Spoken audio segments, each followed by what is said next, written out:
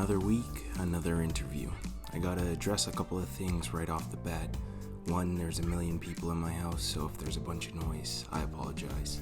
Two, my camera placement this week was awful, but I tried to focus on Nick in the editing when I disappeared, so I apologize for that in advance. And three, the structure of this episode is basically non-existent, but that just kind of reflects who Nick and I are as people when we're spending time together. So now, this episode and the two that follow are really important to me. When you move away to a new town for college and you have no clue who anybody is, the family that you make and build along the way is vital. Nick was one of the first people in Camrose that I was willing to open up to, and our family grew from there. So a little bit about my friend. He was raised in Clare's home in Alberta. He's currently in year 4 of 5 of a Bachelor of Management in Business Economics. He was a provincial champion in both basketball and football at Willow Creek Composite High School in 2017 and 18. He's been a member of the Augustana Vikings men's basketball team from 2018 to the present day.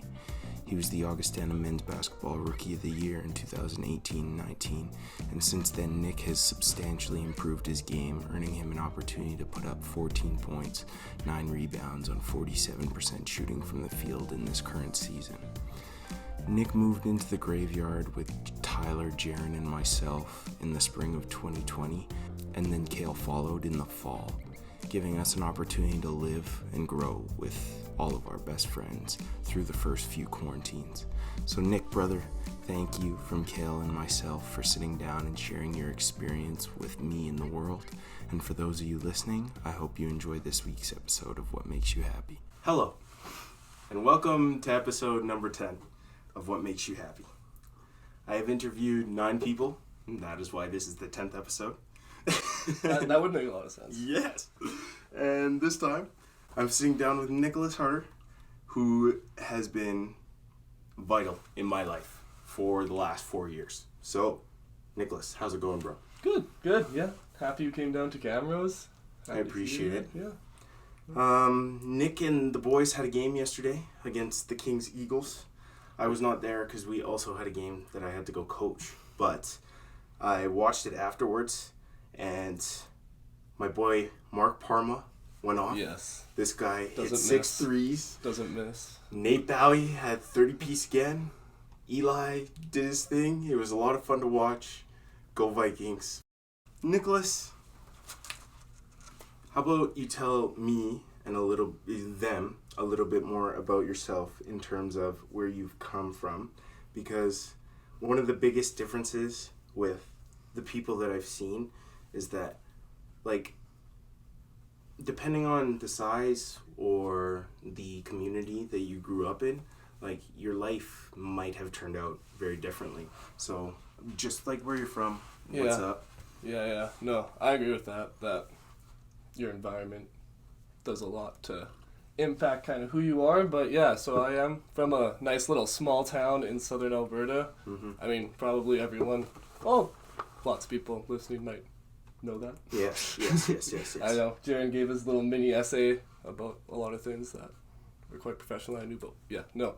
Okay, so yeah, from small town Alberta, live here in Camrose now, play basketball at the university, trying to get a degree in economics, going pretty well. I don't know. It's enjoyable enough. You can't say it's going pretty poorly if we're in year 4 or 5, right? We're almost done. Yeah, could be almost done. Yeah. But 5th year, best year. Exactly. I don't know. 5 years to get the degree, I think, was a great idea for sure. Mm-hmm. I don't know. I didn't want to rush through it at all.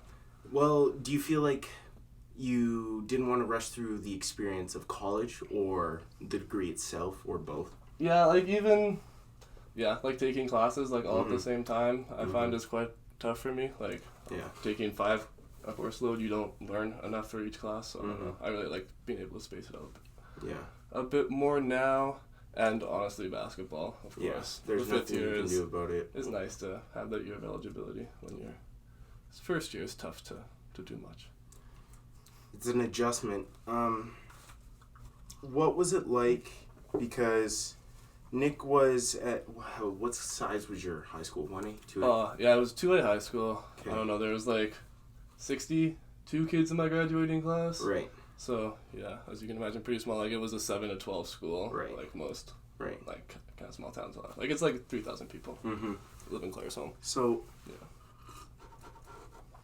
Coming from a school where you graduated with 62 people that you were in school with for 5 years consecutively, and then coming to a community where the relationships are probably very similar, but in terms of basketball and athletics in general, because you were a football, baseball, and a basketball player when you were younger. Yeah. So you come to Camrose, and you go from being a big fish in a little pond to a little fish in a little pond. And what was that like? Yeah, I think like the biggest difference was I've been playing the sports with the same people for my whole life.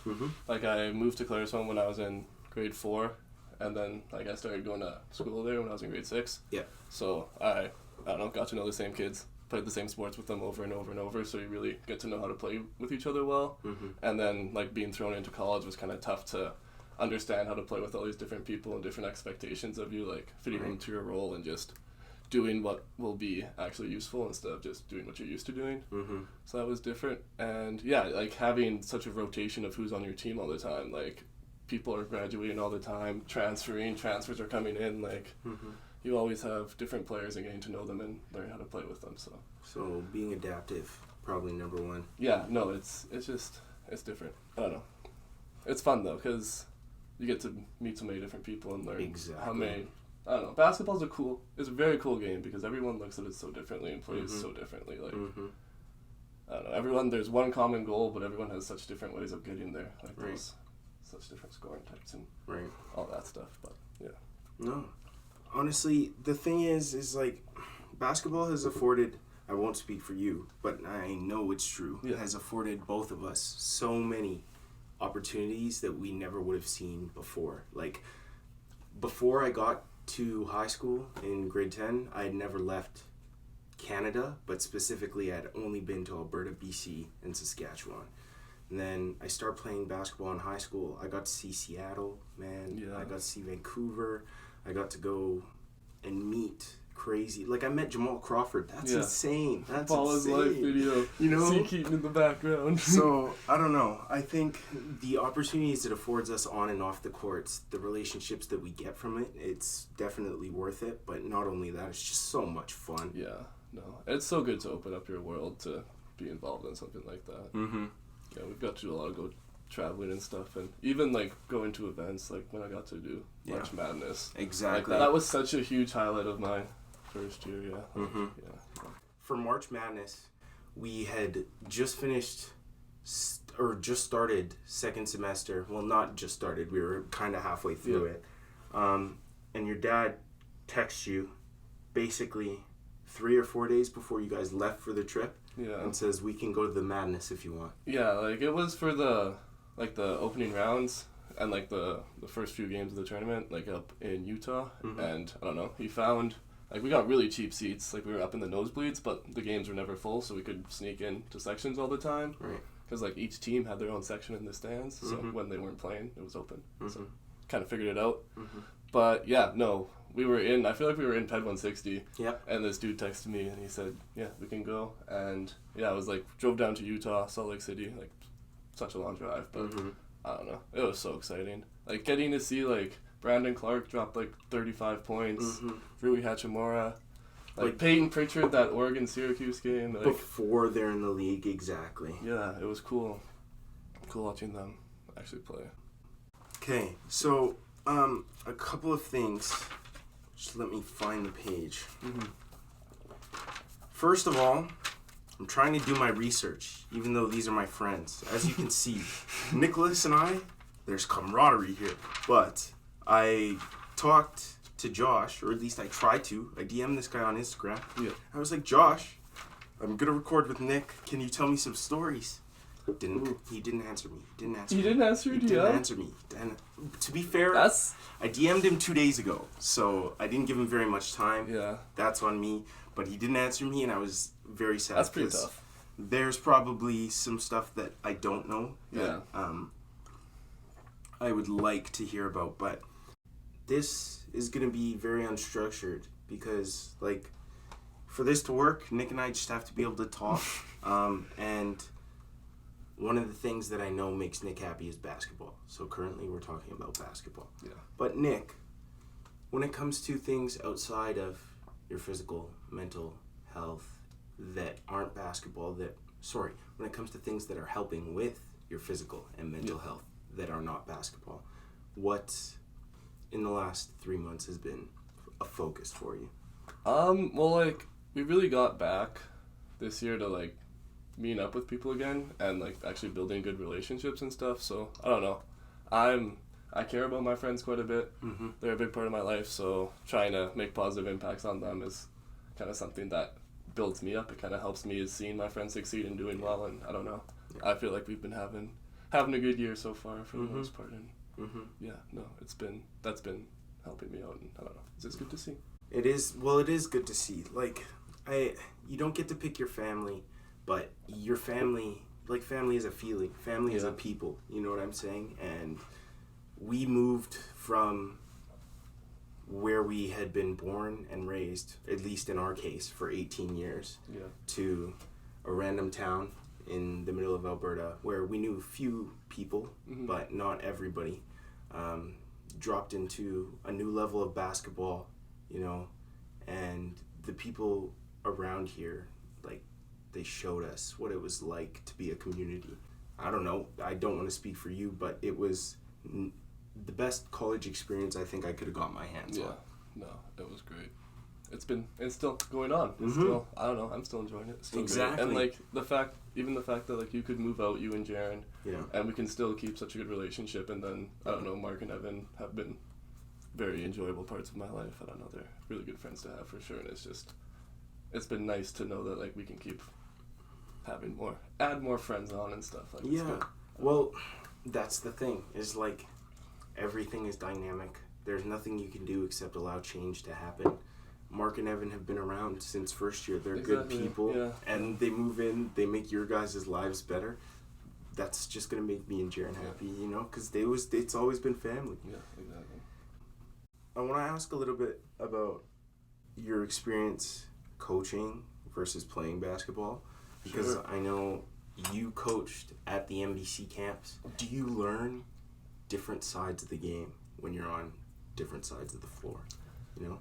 Yeah, like, I don't know, my coaching isn't really, like, actual in-depth coaching or anything, right? I have a lot of fun when I'm doing it. That's more why I do the NBC camps. Like, I love just hanging out with the kids. I'm a big fan of, like, I don't know, I'm not going to say it like that, but I like spending time with kids is enjoyable to me, and especially, like, centered it around basketball. It makes it fun, and I don't know.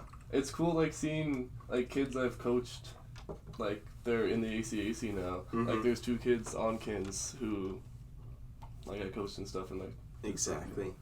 NBC is kind of fun, but no, honestly, it's just, my coaching isn't too crazy. It's just a lot more fun, and then but the different levels, like, seeing different coaches and stuff in basketball definitely helps look at the game differently and stuff. Like, even having the differences with Chad and Drabs and stuff, and I don't know, getting more into the NBA and looking at, like, their coaches and kind of understanding actual more basketball concepts. That's been a lot of fun. I don't know.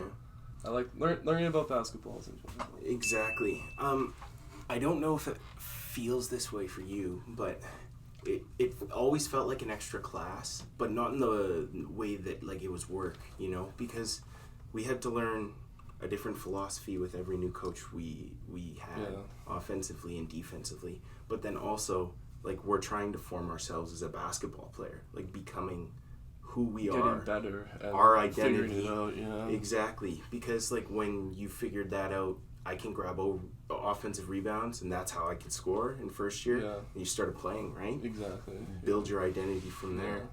No, 100%. Like, that's one of the, like, a few of the things that I thought of right away. Like, when you said that we were going to do this podcast from first year was, like, that March Madness trip, and then those Jasper Place practices where, I don't know, I built up so much confidence and stuff, and then that first weekend, we played Kins, and I actually hit a jumper. Awesome. It was like, awesome. My first non-wide-open layup bucket of the year for first year, bro. and it was, I don't know, my confidence just went up and up and up, and that was really a big, enjoyable moment for me in that first year. Honestly, First year was a roller coaster because it was like there were so many highs, but there were so many lows, man. Because it's like you have one good string of practices, and then we could just get shit on Practices for weeks were tough. consecutively sometimes. Yeah, it's tough to lose. Yeah, those practices and just like know that I'm just worse than this dude. Mm-hmm. Like, it's just tough. I guarded Mike for so long. Oh my God, Such Mike a grind. and Spencer, man, those are the Such a type of guys grind. that are gonna give you nightmares sometimes. It's ridiculous. First year. But Figure it out though. exactly. The biggest thing is you got to mature, right? Yeah. So, would you say, obviously you wouldn't have had an ideal, but would you say you're happy how you've developed as a basketball player? I think for sure.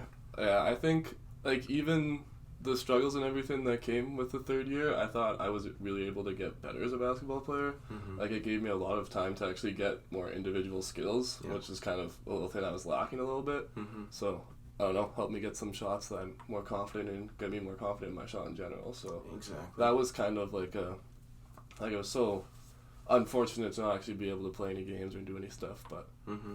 still made the most of the situation, or at least tried to. And, yeah.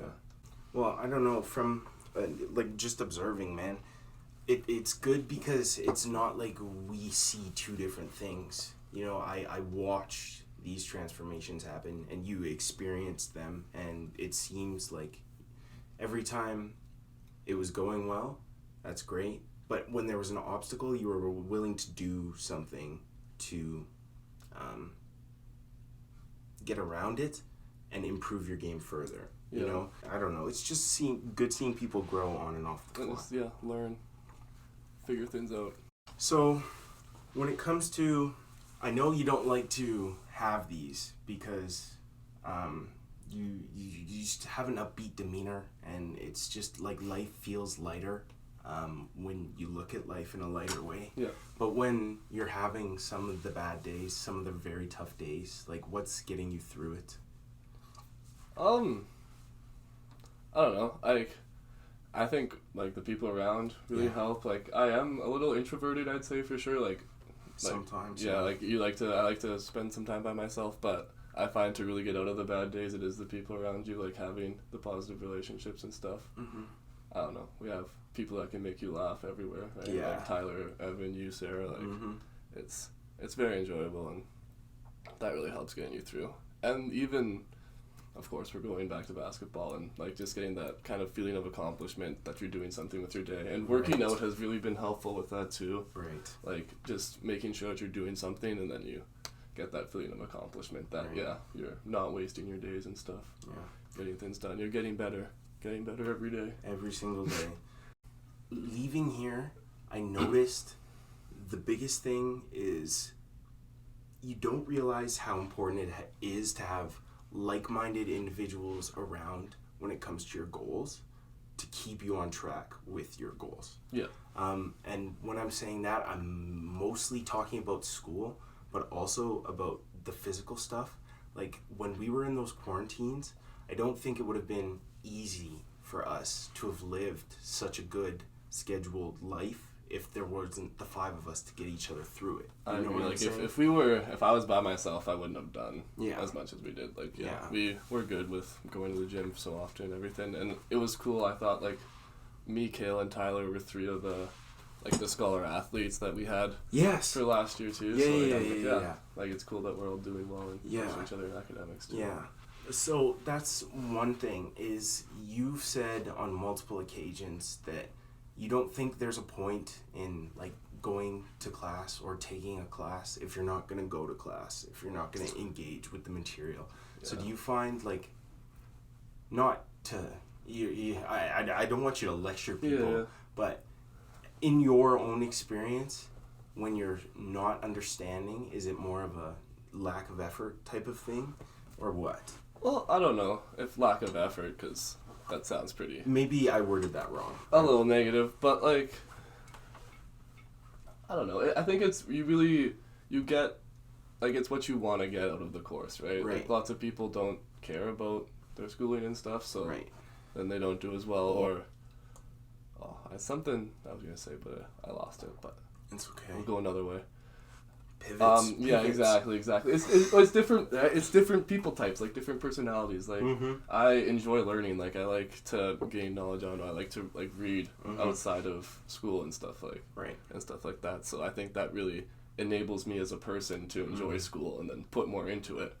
And also like achievement makes me happy. Like I enjoy achieving. So that pushes me to try to do well in school too, and then I get more out of my classes and like learn more.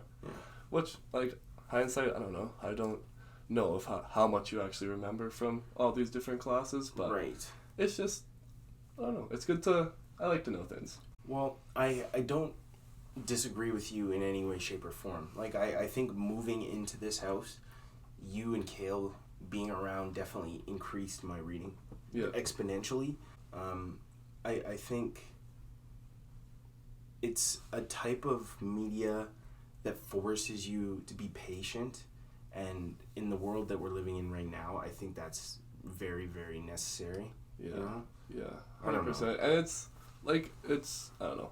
It's so easy to take yourself away in a book. Like it's really easy to just read and you go into the book's world or whatever. Exactly. It's fun. Like it's the same thing as watching TV. Like you go into their world instead. But you get to go in the world in your head with the book because you make it yourself. So exactly. Makes it a little more fun. You're in control. You can tell all the stories. Exactly. It looks how you want it to look. It does whatever. Yeah. Do you find yourself reading a lot of fiction or nonfiction right now? A mix of both for sure. I've gotten a little bit more into autobiographies and history. Like I did that research job throughout the summer, and that kind of got me a lot more interested into like anthropology and history and things like that. Yeah. So I've been reading a little bit more on that nature, and then getting a little bit more into biographies of just like individuals I like. I have Jalen Rose's book, Pat Riley's, Giannis's. That's like I don't know, things like that. But then I'm a big fan of stories as well. Like I don't know. I read just some of my Chronicles of Narnia a while ago just because they're good books that I enjoy. I don't know like the exact story, but I would like you to tell it to me again about your middle name, because I don't know if very many people know that Nic's middle name is Jalen.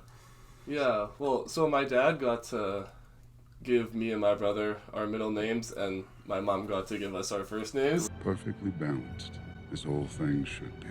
Right. So, like, Josh's middle name is David, which was my dad's name. And then my middle name is Jalen, which was after Jalen Rose, because those were the two people he went with. Was his father and Jalen Rose. Were our middle names. So, yeah, that's kind of like my namesake is after Jalen Rose. And I don't know. Very influential basketball player and stuff, and he was always a big Michigan fan, so see, this is where I thought the story was going somewhere. Yeah, Michigan, like the Fab Five was so big in for Michigan, everything, like they made their crazy culture and everything, and I don't know, little Keith Harder was a big fan of it. Yeah, so. bro. I think that's super cool because like all the jerseys in here, like some of them mean more than others, but that one is like there's a connection you have with that person that he may not know of, but it's cool. Yeah, and there's a story behind it. Yeah, it's in like his book too. He talks about, and like he has quotes from his mom and stuff about how Jalen wasn't a very popular name or anything, and Jalen Rose really popularized the name, and it became like he's gotten a lot of people saying that they were named Jalen after him and stuff. So that was kind of cool to see that it wasn't like that unique of an experience, but that was happening to a lot of people. A lot of people were so affected by it. But, that is awesome, because I feel like I have come across a few Jalens, because it's cool as a human being to know that you've impacted people that way. You know, because Jalen Rose probably never met a majority of those fans who were there when they were blowing up like that, but he could have changed their family's sports experiences for 3 generations, and it's super cool. Do you want to tell me a little bit more about what it was like growing up with Josh, having an older brother? Yeah, I didn't have one. Yeah. No, like me and Josh have really become better. Like we've gotten a long way better and become better friends after we graduated high school. We didn't. I don't know. We're quite different like with our interests, and we didn't really connect. I don't know. I had to grow up for sure to really get to know him and connect with him. So yeah, it took a little bit, but like we were always like pretty close as kids. Like I always wanted to do like the same things he did. Right. Of course, like when we were like little kids, little brother, older brother type of stuff. But yeah, I don't know. He worked a bunch in high school, and then he moved to Victoria when I was in grade 10 too. So he kind of just puts a stopper in things. Yeah. But then I don't know. We were able to figure it out. We're better friends now. It's been now. Yeah. Well, I just know it's been an important relationship in that it's like he is always somebody that you can talk to about anything. 100%. And that's just who he is as a person, because when I met him, it's like I've never met a more sociable human being. He's so open. Yeah. He's great to talk to. He's someone who's can really rely on for sure. And I know Keith and Kathy are also very, very important to you. They're amazing people from my experience, man. No, so for sure. Yeah. What was it like growing up with them as your parents? Oh, they were great parents for sure. I don't know.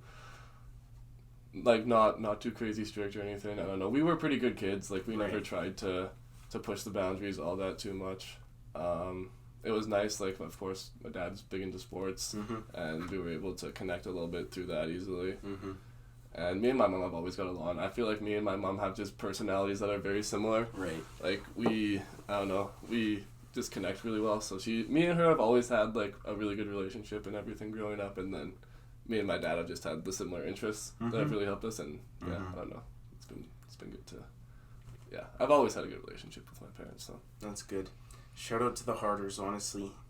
Can you tell me more about that job? Because I wasn't around when you were working at the research job, and then after that, like, what has your experience been in the finance world so far? Yeah, like my job wasn't too overly great. I don't know. It was okay. Like I really enjoyed it at the beginning. Like it gave me a lot of flexibility. Right. But basically all I was doing was finding articles, reading those articles, and then organizing them and summarizing them, and then like going through archives and finding things. Like it wasn't very, I don't know, hands-on. Yeah, it wasn't too crazy. It wasn't too exciting, but it was all like pick your own hours and everything. So I was able to go to Victoria for a month or a couple months, and like enjoy my summer a little bit more, which was nice. But I don't know, it wasn't the most exciting. I want to go experience more with this job, but I have no idea where I'm going to work this summer. Yeah, I'm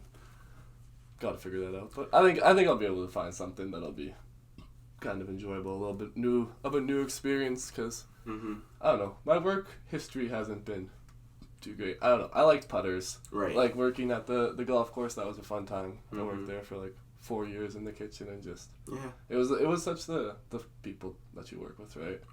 Like I don't know, you got free runs golf, you got really good food, and you got to spend the stories you tell me about your boss. That guy sounds awesome. Like the two owners, like the husband and wife, were such good people to hang out with. It was a good experience. It was fun. Learned a lot, and I feel like I can cook right now. Yeah. Oh yeah, exactly. I learned how to cook. Honestly, I always, you wonder how much stuff like that translates to real life, but like I feel like any type of kitchen job, you just learn basic things on how to make your food taste better. You just jobs. You learn in all jobs. Like even at Superstore, I learned. Having to do all the customer service and stuff, and waking up early. It's grind, and I got that hat. Yeah. That's one Honestly, of my favorite. That's one of my favorite parts about working at Superstore is the hat. The drip, the absolute drip that they equipped you with. Yeah. God, that's so funny. So, do you have like more of a goal where you see yourself after you've graduated with work, or is it just wherever they put me in the world? Yeah, I don't know. I'm not too focused on a single career right now. I'm not too sure. I want to live.